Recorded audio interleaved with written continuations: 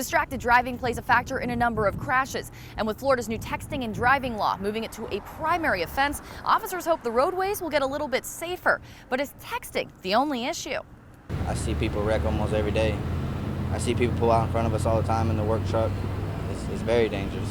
Philip Williams lives and works in Panama City. He's out on the roads often, so he's seen quite a few accidents and near wrecks. But he says texting at the wheel isn't always the problem. All day you see people going 10, 15 miles under the speed limit, looking at houses.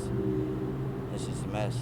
Williams says the debris that remains on the side of the road is also a big distractor. I know I couldn't stop looking.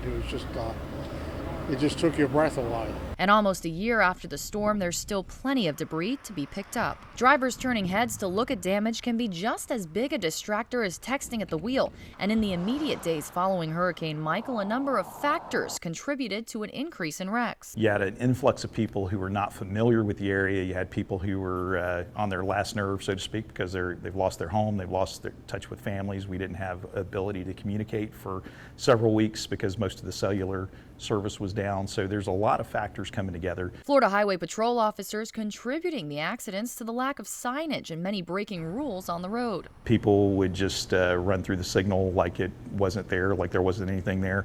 And there's a duty, you have a duty as a driver. If you approach a signal that's malfunctioning, you should stop and treat it as if it's a four-way stop sign. In fact, the volume of activity on the roadways post-storm led to a significant increase in car accidents. Since Hurricane Michael, we've seen an uptick of about 1,000 more total crashes, but the number of serious crashes and the number of fatalities are tracking about the same. Although officials say the numbers are running average compared to years past, we're not far from hitting last year's total of fatalities, and we're not even close to the end of the year.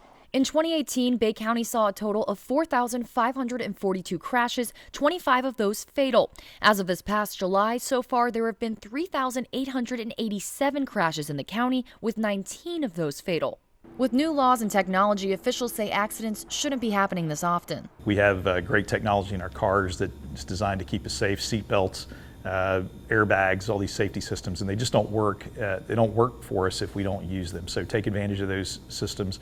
Jackson County is also on track to surpass last year's numbers. In 2018, the county saw a total of 987 accidents, with 14 of them resulting in fatalities. As of July, they've had 895 accidents with 10 deaths. Distracted driving, whether it's rubbernecking at the debris or texting a friend while rolling down the street, is unsafe. As far as distractions go, officials urge you to take advantage of that technology in your car that blocks phone calls and texts and alerts you when you're close to another object. That way we can make the roads a little safer, one step at a time. Kelly Grossfield, News 13, Panhandle Strong.